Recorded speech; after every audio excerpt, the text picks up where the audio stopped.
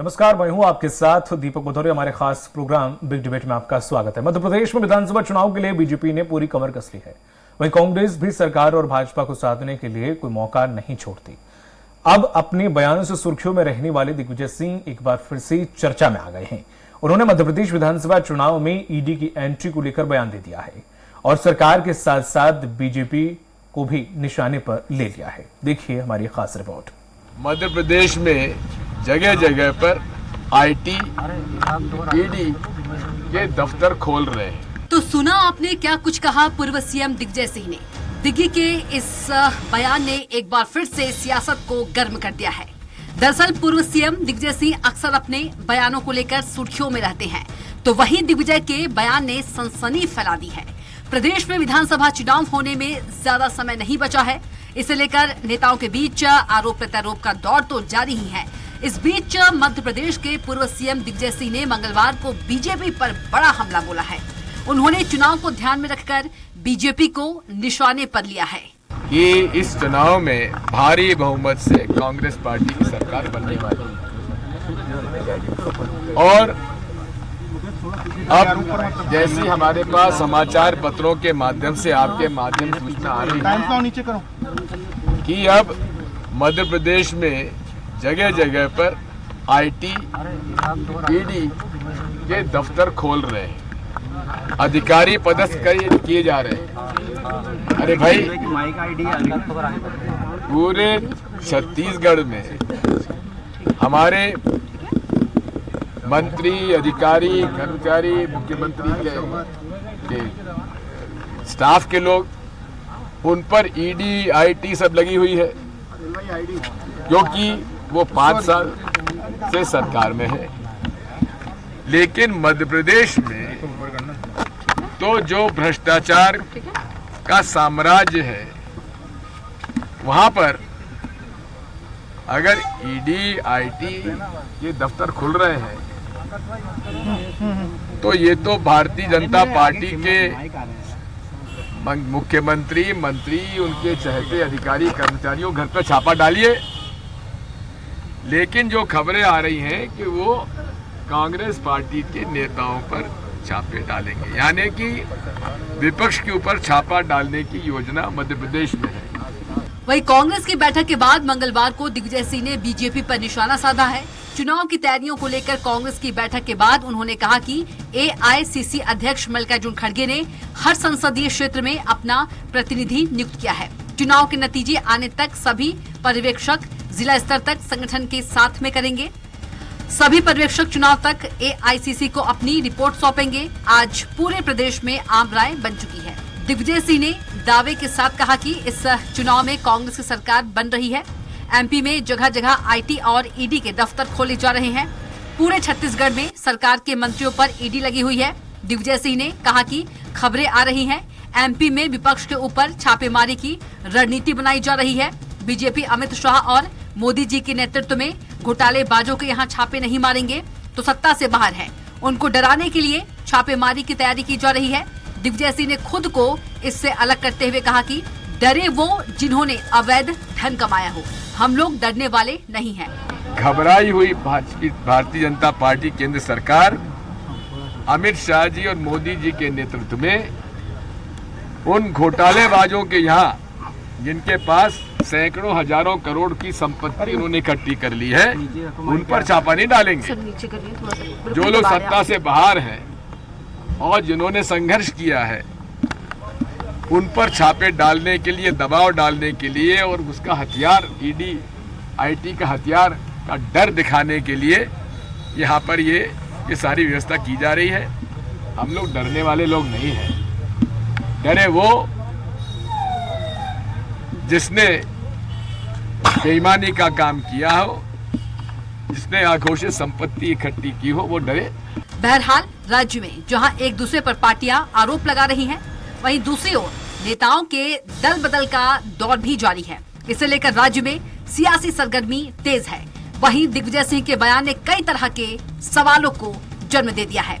ऐसे में देखने वाली बात यह होगी कि बयानी जंग कहां तक पहुंचती है। सलमान खान, स्वराज एक्सप्रेस। और इसी मुद्दे पर चर्चा करने के लिए खास पैनल हमारे साथ जुड़ा हुआ है। बीजेपी प्रवक्ता हैं मिलन भार्गव। भार्गव जी, आपका बहुत बहुत स्वागत है। कांग्रेस प्रवक्ता है आनंद तारड़ जी, आपका भी बहुत बहुत स्वागत है। आप प्रवक्ता परविंदर कौर जल्दी हमारे साथ जुड़ेंगे और वरिष्ठ पत्रकार KS शाइनी जी भी हमारे साथ हैं। आनंद तारड़ जी, जिस तरह से देखा जाए दिग्विजय सिंह जी का ये जो बयान है इस कांग्रेस ने दिया है, तो क्या उन्होंने हालांकि कह दिया कि जिसके पास है वो डरे, लेकिन इसका मतलब क्या है कि अगर स्टेटमेंट दे दिया है तब आगे भविष्य में जाहिर है कि चुनाव होते हैं तो पैसे का हेर फेर बड़े अच्छी खासी तादाद में होता है, तो अब कहीं भी छापे पड़ते हैं तो वो पहले से कहते हैं कि मैंने तो बोला था अब कांग्रेस के नेताओं पर छापे पड़ेंगे।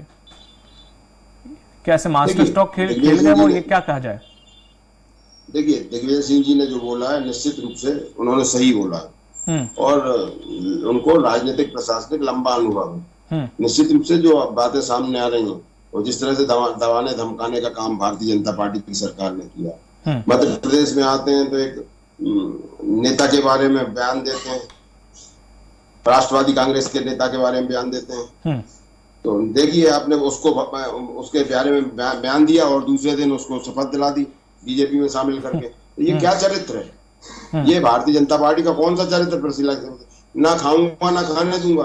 तो आज ये हालात है कि जो भ्रष्टाचारी हैं अगर वो भारतीय जनता पार्टी में शामिल हो गए तो वो बिल्कुल टेनोपाल की तरह शुद्ध और साफ हो गए, और जो नहीं हुए उनको डराने धमकाने के लिए ईडी और सबके छापे मारे जा रहे हैं। निश्चित रूप से आज ही देख लीजिए चंद्रबाबू नायडू को छापा मारा और किस मध्य प्रदेश में किसके यहाँ मारा गया सर? 1-2 साल या 3 साल का भी अगर मैं आपसे पूछूं तो 2-3 नाम मैं गिना सकता हूँ, बाकी आप मुझे बता दें, शायद मेरी जानकारी।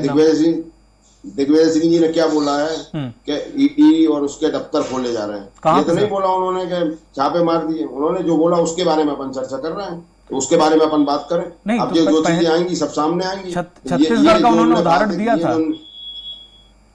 क्या छत्तीसगढ़ का उन्होंने उदाहरण दिया? क्या दिया? कि छत्तीसगढ़ में नेताओं पर ईडी और आईटी के छापे मारे जा रहे हैं। तो मैं तो मध्य प्रदेश की बात कर रहा हूँ। मध्य प्रदेश में फिलहाल तो ऐसा कुछ नजर आया। मैं भी आपसे यही बोल रहा हूँ कि जो उन्होंने तो आशंका जाहिर की है, जिस तरह से महाराष्ट्र के पूर्व मुख्यमंत्री ने आशंका जाहिर की थी कल कि भैया अगर राम मंदिर का मामला होता है तो गोधरा जैसी कोई कांड हो सकता है। तो भैया ये तो उन्होंने आशंका इसलिए जाहिर की उन्होंने काफी साल, तो उन्हें पता है उनकी जहनियत क्या है। तो अगर दिग्विजय सिंह जी ने ये आशंका जाहिर की है क्योंकि दिग्विजय सिंह जी का प्रशासनिक अनुभव है और जो आज देख रहे हैं भारतीय जनता पार्टी का चरित्र हम देख रहे हैं उसको गंभीरता के साथ देख रहे हैं, तो किस तरह से परिलक्षित हो रहा है कि कितने डरे हुए सहमे हुए लोग हैं। क्या एक जरा सी बात होती है तो आज एक बात बताइए, 20 साल की भारतीय जनता पार्टी की सरकार है, आज अमित शाह और नरेंद्र मोदी जी बार बार चक्कर लगा रहे हैं मध्य प्रदेश के, आखिर क्या कारण है? कौन सा डर है उन्हें? अरे भाई सरकारें आती जाती हैं, लेकिन इतना क्यों डर है केंद्र सरकार को? तो चक्कर ना लगाएं। घबराए हुए कि अगर मध्य प्रदेश की सरकार चली जाएगी तो उनकी गद्दी हिल जाएगी। तो ये सर बीजेपी का तो सर वो छोटा सा चुनाव होते उनके सभी नेता पहुंचते, वो अपना हर चुनाव इतनी सीरियसनेस के साथ लड़ते हैं सर, उनका रिकॉर्ड रहा इस चीज का। और रही बात जो आपने बोली कि जैसे कि उन्होंने स्टेटमेंट दिया दूसरे दिन उन्हें बना दिया गया, ऐसे ही स्टेटमेंट अभी रिसेंटली उन्होंने भी कहा, नरोत्तम मिश्रा ने, कि दिग्विजय सिंह जी ने और कमलनाथ जी ने नूह की और मणिपुर की घटना की बात का जिक्र किया था कि ऐसा होने की संभावना है, तो हमारी रथ यात्रा पर पथराव कर दिया गया। देखिए एक बात बताइए आप कि मणिपुर की जो घटना है आज 4 महीने हो गए, कहाँ है सरकार? मणिपुर की घटना मणिपुर केंद्र सरकार जाने सर उससे मतलब नहीं है, मैं तो बस पूछ रहा हूँ स्टेटमेंट का असर हुआ। अरे एक बात बताइए, सरकार किसकी है? ऐसा कहना है बीजेपी को होनी चाहिए। अगर हमने विपक्ष में रह के आपको सचेत करने की बात की तो ये इसमें हमारा कौन सी गलती है? मतलब विपक्ष की गलती है कि सरकार को सचेत कर रहे हैं? विपक्ष की क्या ये गलती है कि सरकार को सचेत कर रहे हैं कि भाई सचेत हो जाए? अच्छा ठीक है, और ये संभावना है तो क्या बुरा किया है भाई? ये और लाइन ऑर्डर की बात है, लाइन ऑर्डर का बीजेपी ने इस तरह से लिया नहीं सर उसे, बीजेपी ने इस तरह से लिया कि आप उकसा रहे हैं लोगों को। खैर आनंद जी मैं आपके पास लौटूंगा। मिलन जी, ये जिस तरह से विपक्ष इतना आपके ईडी और आईटी से इतना डरा हुआ है, आप ये हथकंडा हमेशा से आजमाते हुए रहे हैं, और ये कहीं ना कहीं विपक्ष चाहे सिर्फ कांग्रेस नहीं हो, बहुत सारे राज्य ऐसे हैं, बहुत सारे विपक्ष के नाम ऐसे हैं जो ये इल्जाम लगाते आए हैं बीजेपी पर कि आप कहीं ना कहीं ईडी और आईटी का गलत इस्तेमाल करते आ रहे हैं और कर रहे हैं। देखिए सबसे पहले तो डरता वो है जिसके मन में और जिसकी आत्मा में चोट होता है। देखिए पुलिस की सबसे ज्यादा डर किसको होता है? चोर को होता है। तो ये डर और भय बता रहा है कि इन्होंने जो अकूत संपत्ति राजनीति के माध्यम से बनाई और भ्रष्टाचार की चरम सीमाओं को पार किया, और काफी सारे केसेस में जो जमानत पर सोनिया गांधी, राहुल गांधी, दिग्विजय सिंह जी, कमलनाथ जी, तमाम नेता जमानत पर चल रहे हैं, तो इनको भरोसा है कि न्यायपालिका जल्दी इनको सलाखों के पीछे भेजेगी, इसलिए घबराए हुए। देखिए ये संवैधानिक संस्था है, ये सरकार इनको नहीं तो पूरा नहीं, अगर ऐसा है तो 3 साल में अब चुनाव के नजदीक आते ही सक्रिय होने का क्या मतलब मिलन जी? अगर मालूम है कोई ऐसा भ्रष्टाचार, जो अभी आप कह रहे हैं कि आकूत संपत्ति इकट्ठा करके रखी है दुनिया की संपत्ति, तो फिर पहले करवाओ ना सर।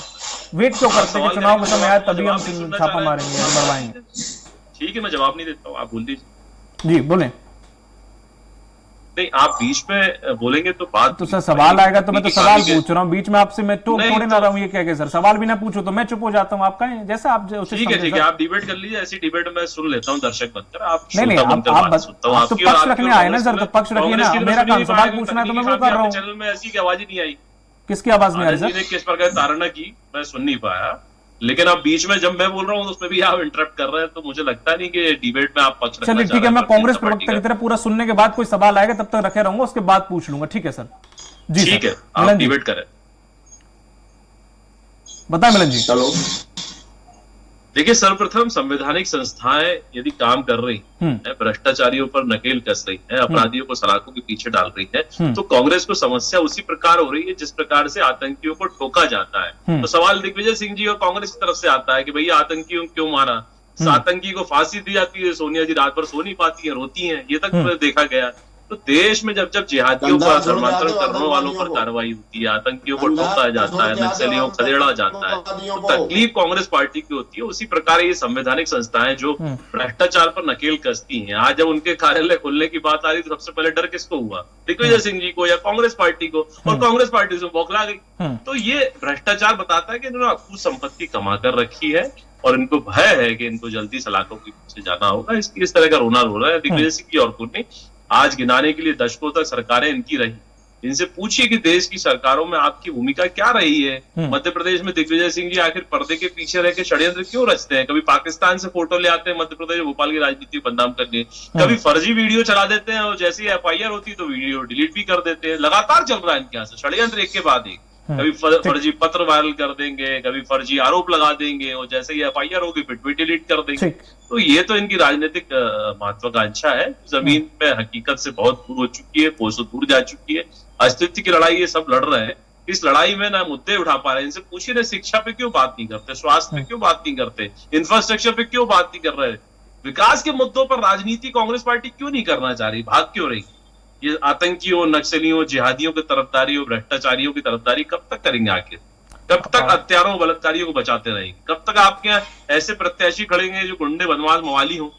ये तो कांग्रेस पार्टी में प्रश्न चिन्ह खड़ा हो रहा है। सबसे पुराना दल आज अस्तित्व की लड़ाई लड़ रहा है, तो ये अपनी पतन की दिशा में ये खुद अपने पैरों पे कुल्हाड़ी मारकर आगे बढ़। ठीक है मिलन जी, मैं कुछ पूछ सकता हूँ आपसे? जी पूछिए। धन्यवाद। हाँ मिलन जी, तो जिस तरह से आपने कहा कि ये मुद्दे उठाते नहीं, चाहे वो बेरोजगारी को, इंफ्रास्ट्रक्चर को, शिक्षा को लेकर हो या भ्रष्टाचार को लेकर, जो पटवारी परीक्षा, वो तो रोज मुद्दे उठाते हैं। हम रोज मुद्दों पे बात भी करते हैं, आप करें मुद्दे ही नहीं उठाते। आप रोज किसी किसी चीज का मुद्दा उठाते हैं। आप डिबेट तो इस पे कर रहे हैं, दिग्विजय सिंह जी ने रोना रोया, ये तो इसमें आप शामिल हुए ना सर, पर वो मुद्दा तो हर चीज का उठाते हैं। ठीक है, मैं आपके पास लौटूंगा। केएस हुसैन मैडम, दिखाई दे रहा है आप ही मुद्दा उठा रहे हैं।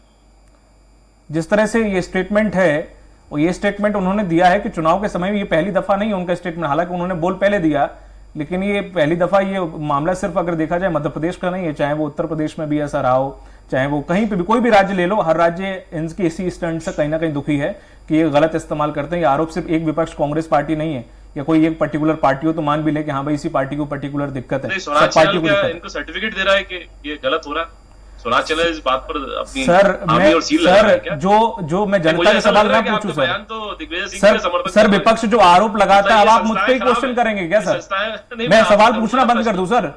मैं केस, अरे सर विपक्ष आरोप लगाता, मैं नाम ले रहा हूं विपक्ष का सर, विपक्ष का नाम ले रहा हूं, मैंने ये कहा, मैं कह रहा हूं सर, आप मुझ पर क्यों चढ़ रहे हैं? सवाल ना पूछो, मैं पूछना बंद कर दूं सर?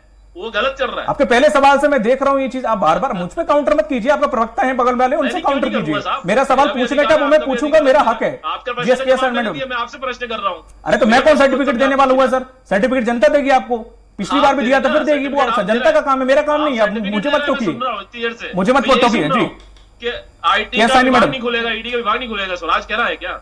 सर मैं पूछ लूं सवाल उनसे, आपके में बीच में कोई नहीं बोला, निवेदन है, जब आपकी बारी आए तब रखिए सवाल जी। मैम दीपक जी, ये बात है कि जितने अपने इंस्टीट्यूशंस हैं, आईडी हो, सीबीआई हो, इसको फ्री हैंड देना चाहिए। एक कॉन्स्टिट्यूशन डेमोक्रेसी को अगर हेल्दी बनाना है तो इसमें अगर सरकारें इनको यूज करेंगी तो जो डेमोक्रेसी है उसको सबसे पहले चोट लगती है। तो ये आज नहीं हो रहा है। जब कांग्रेस का सरकार थी सेंटर में, तब भी ये बात सुप्रीम कोर्ट ने कहा है कि सीबीआई इसे केज्ड पैरट। तो ये जो इंस्टीट्यूशंस को यूज करना है, दुरुपयोग करना है, ये बहुत समय से चला आ रहा है। ठीक है। जहाँ तक मध्य प्रदेश में ईडी सीबीआई के ऑफिस खोलने की बात है, तो अभी छत्तीसगढ़ में 2 साल से ईडी लगी हुई है वहाँ पे, लेकिन वहाँ पे कोई भी मतलब या तो उनके होमवर्क नहीं हुआ है, जो भी रीजन है, कोई भी कॉन्क्रीट सबूत नहीं मिला है। तो मेरा ये कहना है, जैसे दिग्विजय सिंह ने एक ही सांस में ये कहा कि पहले बोला कि ईडी सीबीआई के जांच कर रहे हैं और ऑपोजिशन पार्टी को टारगेट कर रहे हैं, वहीं दूसरे इसमें बोला कि हमें डरने की कोई जरूरत नहीं, हम लोग डरने वाले नहीं क्योंकि हमने कोई गलत काम नहीं किया। तो बात वो बिल्कुल सही है, जब आपने नहीं किया कुछ आपके इसमें तो आपको कोई जरूरत नहीं है डरने, क्योंकि जब तक ईडी के पास कोई कॉन्क्रीट सबूत नहीं मिलता है तो ना ऑपोजिशन पार्टी उनको ब्लैकमेल कर सकती है, ना उनके पार्टी के लोगों को खरीद सकती है, ना कोई सरकार उन्हें पीछे क्या जेल में डाल सकती है। तो ये एक चीज है। पर डर किस बात का है, प्रॉब्लम कहाँ आती है कि जब आप एक ही पार्टी के पीछे ईडी सीबीआई लगा देते हो। अगर ये फ्री हैंड देते हैं तो ऐसा नहीं है करप्शन एक ही पार्टी ने कर रहे हैं या बाकी जगह बिल्कुल साफ है। तो देखा जाता है कि ईडी सीबीआई जो भी रूलिंग पार्टी है उसके विपरीत जो ऑपोजिशन पार्टी है उन्हीं को टारगेट करती है। और अगर करप्शन को हटाना है, देश का जो सबसे बड़ा एक दीमक के तरह जो देश को खा रहा है, उसमें ईडी सीबीआई को, आईटी डिपार्टमेंट को सतर्क होने पर, और कई जगह से आपने देखा होगा कि कमरे भर भर के नोटें निकली हैं। तो ऐसा तो नहीं है कि कुछ गलत नहीं हो रहा है और नहीं है। तो ये जो ईडी सीबीआई को और सतर्क होना चाहिए, और ये सिर्फ एक चुनावी मुद्दा बन के चुनाव के टाइम ईडी को यूज करके चुनाव जीतने का नहीं, बल्कि देश से करप्शन को साफ करने का एक जरिया होना चाहिए। और इसको अगर आपने ज्यादा ताकत दोगे तो ही ये काम हो सकता है। तो ईडी के कुछ मामले ऐसे भी मैडम आए जो बड़े मामले, चाहे पश्चिम बंगाल का आप देख लीजिए कितना पैसा निकला, उत्तर प्रदेश में भी जो व्यापारी निकला, लेकिन क्या वाकई सिर्फ अब ये कहना ये चुनावी स्टंट है कि ऐसा हो सकता है या ऐसा होगा? क्योंकि अगर मान के भी चलें तो कई जगह पे ऐसा हुआ है, किसी भी वहां पे चाहे आईटी हो चाहे ईडी हो, वहां पे निकालना है। चुनाव के नतीजे में नहीं फर्क पड़ेगा, जब आपके कहीं पे निकला है तो वो जब्त हो जाता है और उसके बाद केस चलता है। लेकिन जब तक वो कोर्ट में प्रूव नहीं होता है कि उन पे किसी तरह की कार्रवाई नहीं होती है, तो चुनाव में ये कहना कि हमें चुनाव में एक मुद्दा बनाना है या ईडी को, जैसे ये तो एक तरह से कवच की तरह इस्तेमाल कर रही है ऑपोजिशन, जहां पे आपकी मतलब पहले हम सुरक्षित हो जाए कि भाई हमें कुछ पकड़ा गया तो हम बोल देंगे कि हमारे ऊपर टारगेट कर रहे हैं, पहले ही कहा था हमने। पर बात ये है कि जब तक ईडी सीबीआई का कोई भी कार्रवाई होती है, तो जब तक कोई प्रूफ नहीं मिलता है उसका कोई भी नतीजा इन पे ना ऑपोजिशन पे होता है ना रूलिंग पार्टी पे, ना उसका फायदा होता है ना नुकसान होता है। ठीक है। जिस तरह से तारड़ जी अभी हम भार्गव जी बोल रहे थे कि कांग्रेस को डर लग रहा है, जब कर नहीं तो डर किस बात का, और पहले से आप बोल कर रख रहे हैं कि अब ऑफिस खुलने से भी दिक्कत होगी, रेट तो पड़ने की बहुत दूर की बात है, सिर्फ ऑफिस खुले और आपको तकलीफ होने लग गई।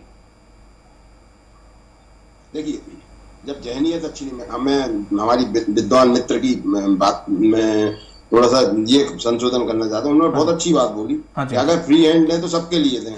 ठीक है। अगर अपन ने देखा है कि जो राष्ट्रवादी कांग्रेस के नेता, जिनके बारे में भोपाल में माननीय प्रधानमंत्री जी ने बोला था कि हम कार्रवाई करेंगे, ये करेंगे, वो करेंगे, और दूसरे दिन उनको शपथ दिला दी महाराष्ट्र के उप मुख्यमंत्री की, तो ये कौन सा चरित्र है भारतीय जनता पार्टी का? ये कौन सा दबाव डालना चाहती सरकार? यही तो मैं बात कर रहा हूँ ना कि अगर फ्री हैंड है तो दीजिए। अच्छा, दूसरा ये कि भारतीय जनता पार्टी के प्रवक्ता आतंकवादियों की बहुत बात कर रहे थे। भैया, आतंकवादियों को तो हमने तो सजाए मौत दी है, हमने तो उन्हें फांसी पे भी चढ़ाया है, लेकिन आतंकवादियों को भारतीय जनता पार्टी तो कंधार छोड़ के आई थी। तो यही तो इनका चरित्र है, जो ये बताते हैं, बार बार एक ही बात करते हैं। और जो भी सांप्रदायिक तत्व हो, चाहे वो हिंदू हो चाहे मुसलमान हो, ये सब एक है। और ये सांप्रदायिकता जो फैला रहा है, ये निश्चित रूप से देश के लिए बहुत सोचनीय बात है। जहां तक अगर दिग्विजय सिंह जी ने कोई बात बोली है तो निश्चित रूप से वो मील का पत्थर साबित है। वो उन्होंने जो बोला बहुत सही बोला, उन्होंने उदाहरण दिया कि किस तरह छत्तीसगढ़ में क्या हुआ, महाराष्ट्र का तो मैंने खुद बोला ना। तो ये जो चीजें आ रही हैं सामने, तो अगर ये सब भैया जब ये सब व्यवस्था है तो ये हमेशा सजग चलते हैं। एन चुनाव के टाइम पे ये सब करने की क्या जरूरत थी, पहले से ही करते रहते ये चीजें, छापेमारी। और छापेमारी विपक्ष के ऊपर को, सत्ता पक्ष पे क्यों नहीं? क्योंकि आज तो जो भ्रष्टाचार का तांडव मचा रखा है मध्य प्रदेश में, 4 लाख करोड़ के कर्जे से मध्य प्रदेश को लाद रखा है, तो ये जो भ्रष्टाचारी हैं जो उनकी पार्टी में, उनके ऊपर कार्रवाई क्यों नहीं करती? क्योंकि हम तो देख रहे हैं बराबर कि जो भारतीय जनता पार्टी में दूसरे लोग शामिल हो रहे हैं वो टिनोपाल की तरह शुद्ध होकर निकल रहे हैं। ये ही तो चरित्र ये दर्शा रहे हैं। आदरणीय मोदी जी बोलते हैं ना खाऊंगा ना खाने दूंगा, लेकिन ये जो चीजें सामने आ रही है वो किस ओर इंगित करते? किस तरह से गुजरात के लोगों को पलायन करके विदेश चले गए, तो भैया ये क्यों गए, उन पर कार्रवाई क्यों नहीं कर पाई? हाँ, हमेशा कोई भी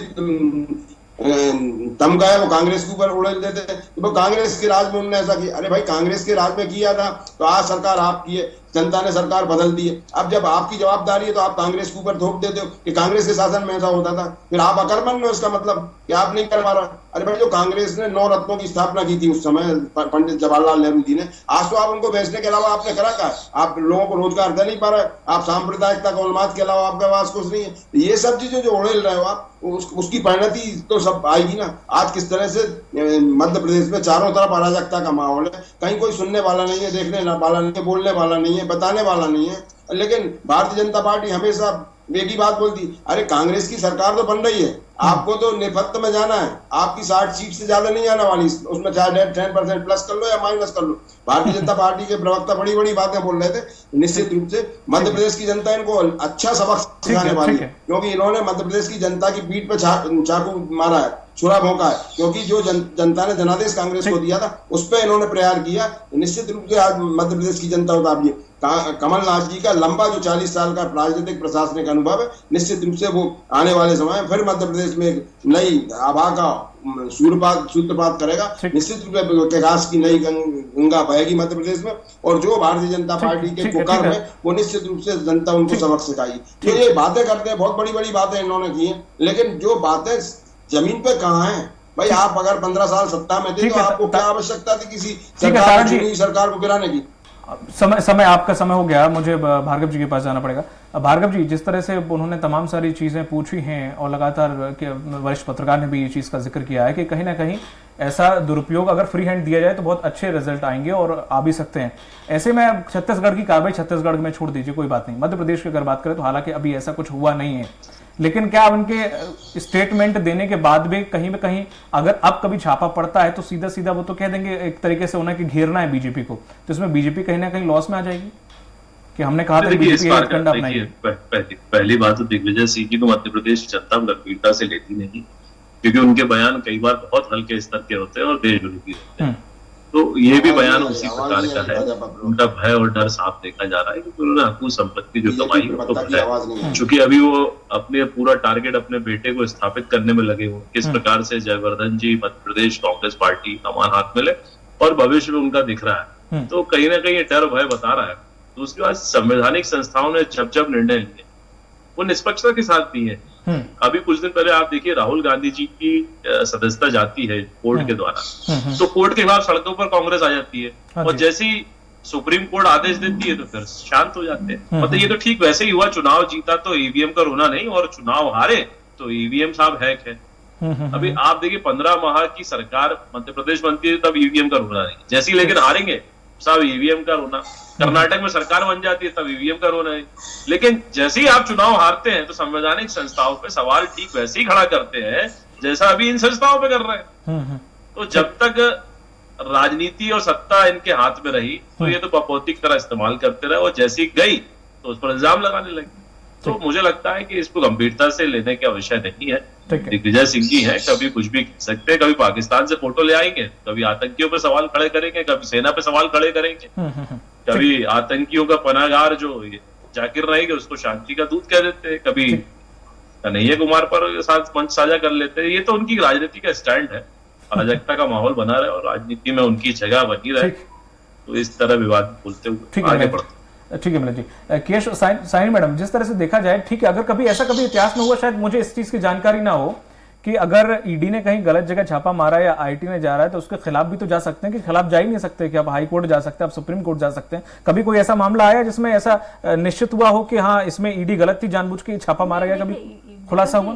ईडी और आईटी का तो काम है कि कोई भी उनको एक सुराग मिलता है तो वो वहां जाके छापे मारते हैं, लेकिन उसको तो आप गलत नहीं कह सकते हो। हाँ जी, बिल्कुल। पर अगर वहां कुछ नहीं मिलता है तो ईडी उनपे केस नहीं बनाती है। अगर आप पे झूठा केस बनाती है कि आपके पास आ गए बोले कि नहीं यहाँ तो मिला है, तो आपको दिखाना पड़ेगा कि यहाँ पे कुछ कागज मिले हैं, नोट के गड्डी मिले हैं, शेयर के कागज मिले हैं, प्रॉपर्टी के पेपर्स मिले हैं जो disproportionate to their wealth income, तो ऐसा कुछ मिलता है तो ही केस फाइल होता है। अभी हाल ही में कुछ हमने ये भी देखा कि ईडी जबरदस्ती हमें कहलवाना चाह रही है कि इनका नाम लो। आज छत्तीसगढ़ में भी आपने देखा होगा, कोई मुख्यमंत्री जी ने ऐसा नहीं हुआ, और भी बयान आया, कोई भी केस सक्सेसफुल नहीं हुआ। आप देखिए कि वो महादेव ऐप के ऊपर काफी चर्चा चला था, वो एलिगेशन थे कि उसमें कोई मनी लॉन्ड्रिंग का हुआ है, लेकिन जब तक पुख्ता सबूत नहीं मिलेगा तो आप किसी पे केस नहीं कर सकते हो। और ईडी ने वहां पे वो भी केस जो है, जो भी रीजन रहा हो, उनका होमवर्क कम रहा हो या केस मिला ही नहीं, ये दोनों हम नहीं कह सकते, लेकिन उस पर कोई केस नहीं बन पाया। तो मेरा वही कहना है कि अगर ईडी सीबीआई, दुर्भाग्य यह है कि हमारे देश में जब भी ईडी सीबीआई जो भी सरकार रहती है उनके आदेश पे चलती है। बात यह है कि जो ऑपोजिशन है उनके ऊपर ज्यादा केसेस होते हैं, और जो रूलिंग पार्टी है, ऐसा नहीं कि वो दूध के दूल्हे हैं, लेकिन उनके ऊपर केसेस नहीं होते हैं, ये तो हमें देखने को मिलता है। लेकिन वो जो केसेस ऑपोजिशन पे भी होते हैं, जब तक कि उसमें पुख्ता सबूत नहीं मिलते तो ऑपोजिशन पे कोई ऐसा झूठा केस नहीं लगा सकती ईडी, क्योंकि हमारे काफी फिल्टर्स है, काफी स्क्रीनिंग है, उसके बाद ही कोर्ट जग जाती है।